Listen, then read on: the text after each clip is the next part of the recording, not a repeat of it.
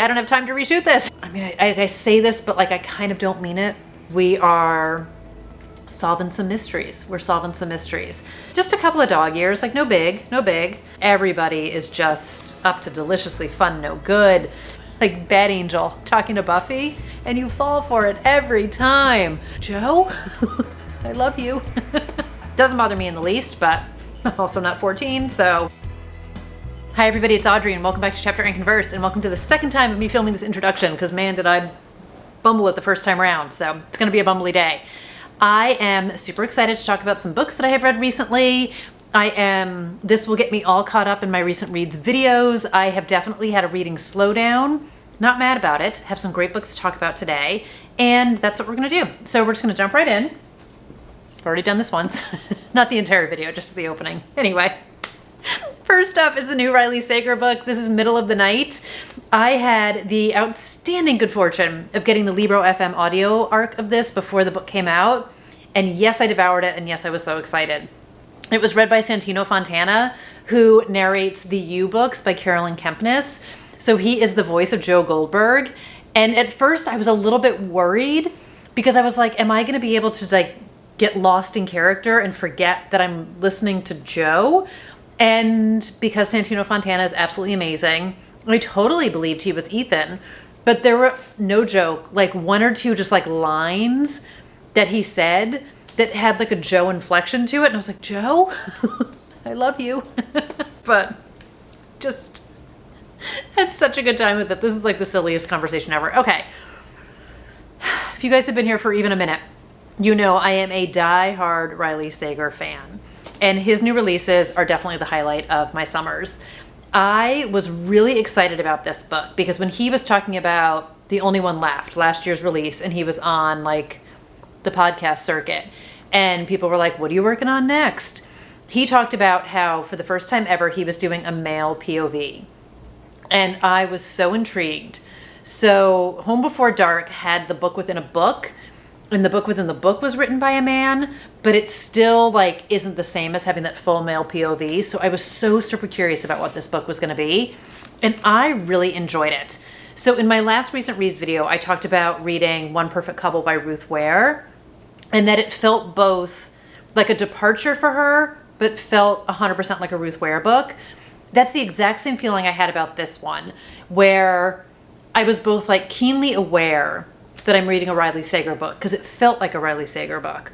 But at the same time, reading the male POV also felt totally different to me. And it was fun, like experimental, a little bit of a stretch, a little bit something different while still being something very familiar to me. I don't know quite how to articulate it. Like, again, it's the Reality Bites, like I can't define irony, but I know it when I see it. I really enjoyed this new experience because it did feel new to me. And man, Santino, absolutely fantastic. So in this book we get, and here's where I feel like typical Riley Sager, which I don't mean in a bad way. We get multiple timelines, multiple mysteries, past, present, what is going on. We get that dancing line of thriller and horror and spooky, and just such, I feel like such a love story to the books that he loves and the spookiness that he loves. We're in a cul-de-sac in a suburban town, like the location feels really different to me and still feels atmospheric, still feels like very easy to visualize. My only I wish is that there was a map of the neighborhood. So when I was listening to the audiobook, I was like, oh, I wish I had the physical book so I could see the map. There isn't a map, which is kind of a bummer, but I would love to see the layout of the houses because we get all the different neighbors in the past and in the present, how their houses are located, like it all plays an important part in the story. He does a great job describing it. I'm such a visual person who is also, by the way, drawing maps for my own book, just for my own frame of reference because I need to see things.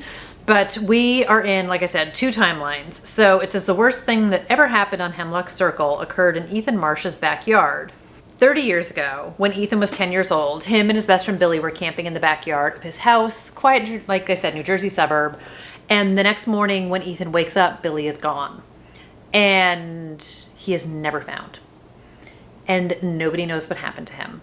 And Ethan, of course, being the one that slept next to him, is the one that everybody is questioning, but Ethan can't remember what happened that night. He remembers going to sleep. He remembers the last thing him and Billy talked about, but then the next thing he knows, he's alone in the tent. So we are meeting Ethan, as I said, 30 years later, and he is making this reluctant return home. His parents are like have moved, but they're keeping the house, and they kind of offer it to Ethan as a place to come. He needs to get out of where he was, so he makes this reluctant return home because he kind of just doesn't have any other options. And his hometown is, of course, the one place he has avoided because of this terrible thing that happened all those years ago. So no sooner is he back that all the memories come rushing back. He is meeting neighbors who were there at the time when he was a kid. He is seeing this town, which in some ways has totally stood still, but then seeing people as they've grown. And this kind of gave me a little bit of a vibe of The Shadow Friend by Alex North. It gave me a little bit of like, I feel, I mean, I say this, but like I kind of don't mean it. Like I feel like I need to read it because part of me was like, oh, I feel like this probably has like Stephen King It vibes to it, like Vera Kurian's book and like The Chalk Man, but I've never actually read it or seen it, so I don't totally know. I think that's drawn from like the group of kids who were together when they were younger and now they're together when they're older, and there's like these past and present mysteries tying everything together. But there's some great spookiness to this. There's some really fantastic characters in this. Again, like there's some things I thought I saw coming. There's some things I totally didn't see coming. I think he does such a great job of atmosphere, and we kind of see this descent that Ethan is going down, trying to piece together what happened then, trying to reconcile what's going on in the present. And there's like just these weird things that are starting to happen. And, you know, Ethan's like, is he losing his mind? Is there really something happening here? And he becomes fixated on figuring out what happened to Billy. Not Billy. Yes, Billy. He's Ethan. What happened to Billy? Thought I messed that up. But I just thought it was great. I really enjoyed it. It still isn't better than Final Girls. I feel like nothing is ever going to be better than Final Girls. But I had a really good time with this. Totally bingeable. Love this cover so, so much. And I just think he continues to just create incredible stories, something fresh, something new, but again, still sort of the familiarity to it of knowing that you're squarely in a Riley Sager book. So I had a great time with it. My only sadness is that I did not get to see him at Thriller Fest because he wasn't on a panel, so he wasn't there, which has nothing to do with this book. That's just my own sad sap story. And unfortunately did not get to see him on his book tour, but I know some people who did. So I hope everybody had a fun time getting to see him. But I just love him so, so much. And I highly recommend it. So if you're a fan of his, I think you just like can't go wrong. But I feel like it's a great summertime book. It takes place in July. And it has like that, you know, again, like sort of like that claustrophobic suburban setting in that all of the neighbors, everybody knows everybody's everything. You're seeing people in the past and the present. And there's just like, I don't know, maybe as someone who just because I grew up in the suburbs, like this felt like this could have happened on my street is sort of a feeling that I had. So I don't know. I just really loved it. He's one of my writing heroes, and it was a fantastic book. Okay, another one of my writing heroes, which I don't know why I didn't talk about this sooner because I told you guys I was going to, but life. This is A Talent for Murder by Peter Swanson. I was screaming about this when I got this from Book of the Month. Thank you, Book of the Month. I was so surprised this was one of their selections, like so pleasantly surprised.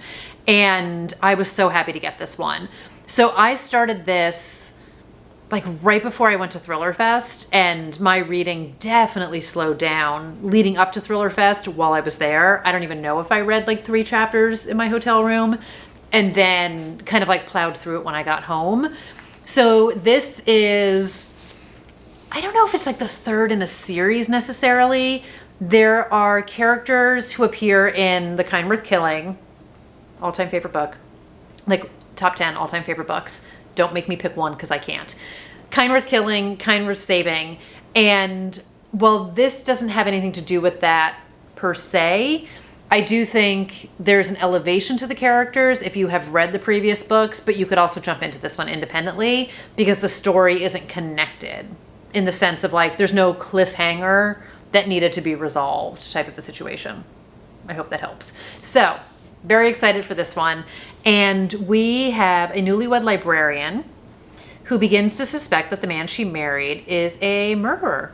So I hate it when that happens. So Martha is kind of content to just be solo, never really thought she was going to get married, never really cared that she wasn't married. And then she wound up meeting Alan, and he is charming, and he's like a traveling salesman, and he's sweet. And she winds up falling for him. And we meet them like a year into their marriage.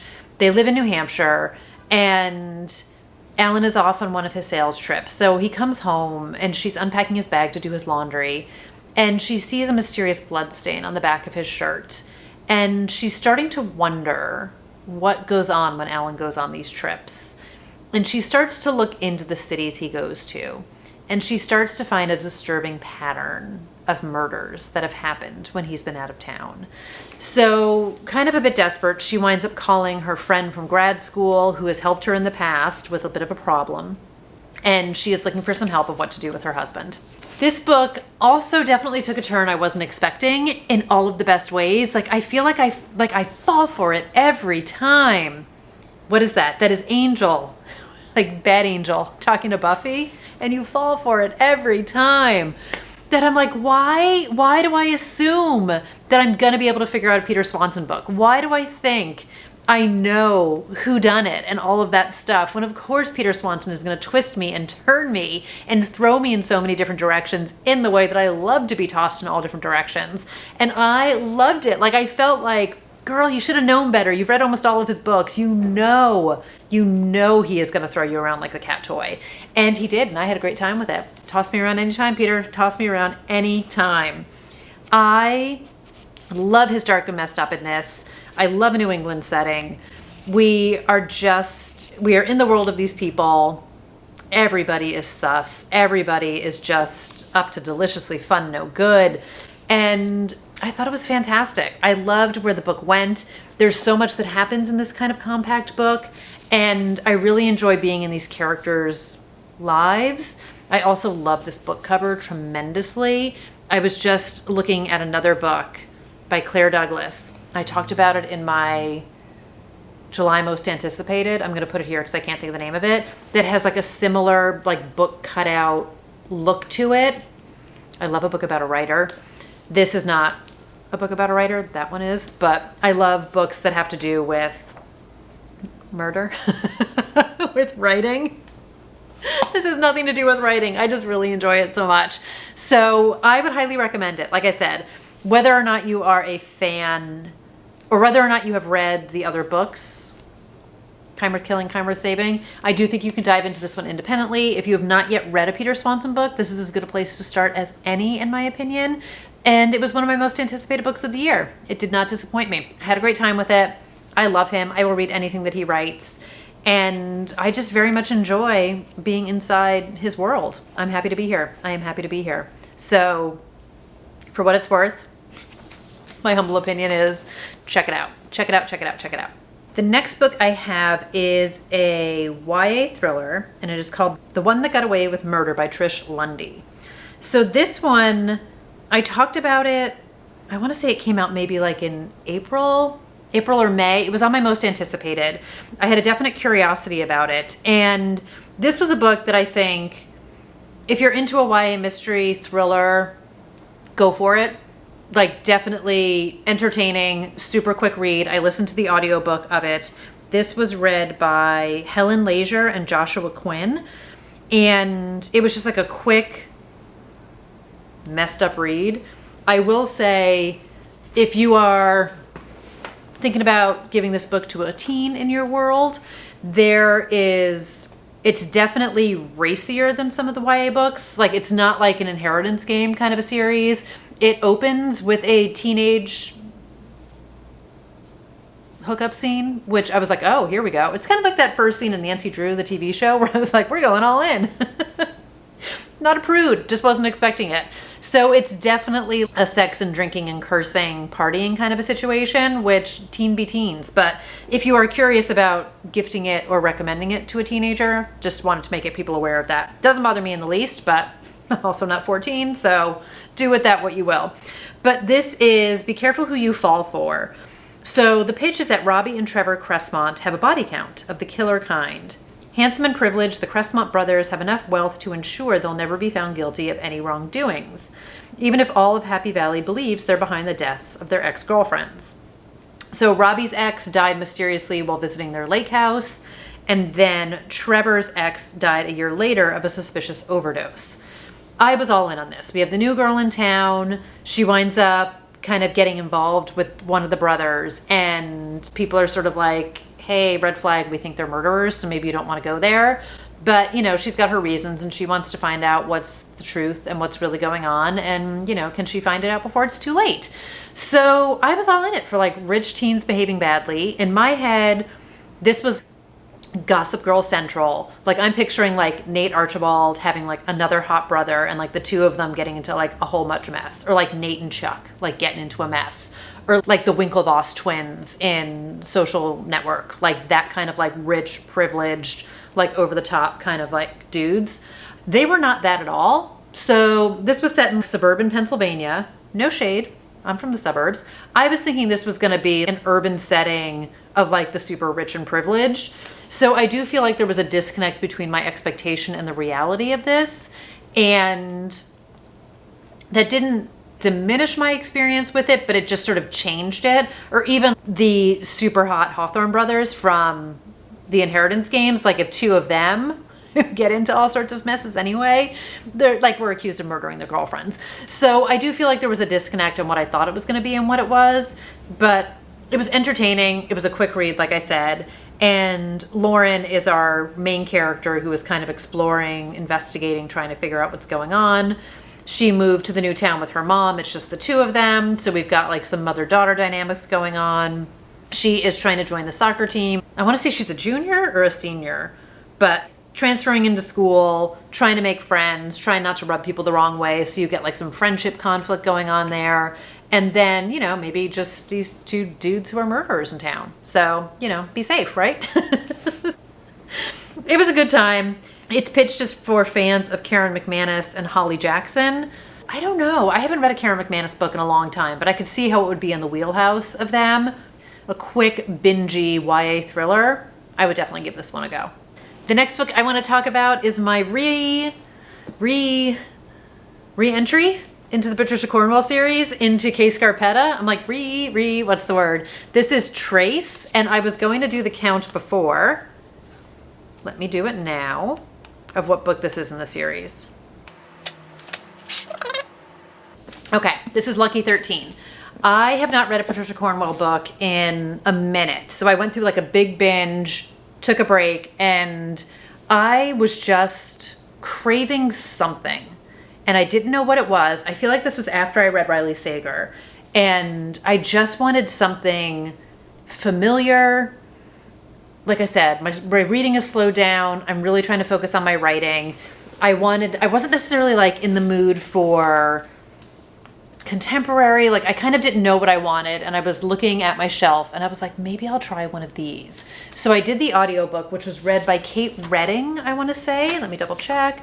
She has read a bunch of her books. Yes, Kate Redding. Her audiobook narration of this was fantastic. And this is one of the last books in the series that is a reread for me. So I did remember elements of it, as I surprisingly have with several of the books in the series, but I didn't totally remember how it all got resolved. But it's funny, I remembered, which has nothing to do with the mystery solving of the book, but I remembered one of the final scenes of this book. It's so weird, like what sticks with you and what doesn't. But in the interest of not spoiling anything in the series, in case you guys haven't gotten this far or are interested in reading it in order, I'm not going to talk about the personal stuff that's going on in it. We are back in the world with Kay and Lucy and Marino, our core group of characters, and we are solving some mysteries. We're solving some mysteries. So at this stage, Kay is living in Miami, and she winds up returning to Richmond, which is her old city where she used to be the chief medical examiner, and she has been called to help consult on this like very bizarre death of a teenage girl. And she is back, which is kind of awkward, and Marino is back with her, which is kind of awkward, and like awkward being back with the new medical examiner, seeing how everything that she set up, how everything she put into place has changed. We do get some old characters from back in the beginning who worked at the Emmy's office with her, or who worked at, the Emmy's office with her.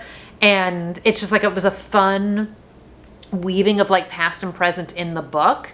And then Lucy, who was her niece, is also separately working on a case that happened in Florida where she lives as well, where she had a house guest who was attacked and kind of left for dead in her bed. So not really what you want to have happen to your house guest. So Lucy is separately investigating that. And for reasons that make sense if you've read the previous books, there's some tensions going on between the different characters, and there's a lot of backstory to things here. But you could still, if you wanted to just like jump in here, you totally could. For me, this is one of the books that I feel like is, like, to say it's important in the series sounds funny, but I feel like there's like certain markers in the series for things, and I feel like this is like a marker of a book in some ways, and like at least it was for me.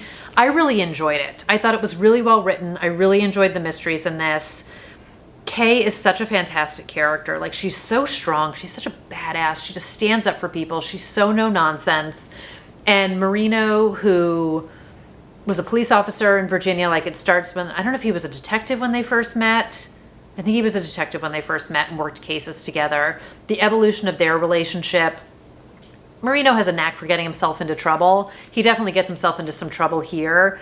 And seeing Kay support him through it is just like, it's so good. Like, it's so well done. It's so well written. Kay is just such a dynamic character. I cannot wait to see this come to life on TV.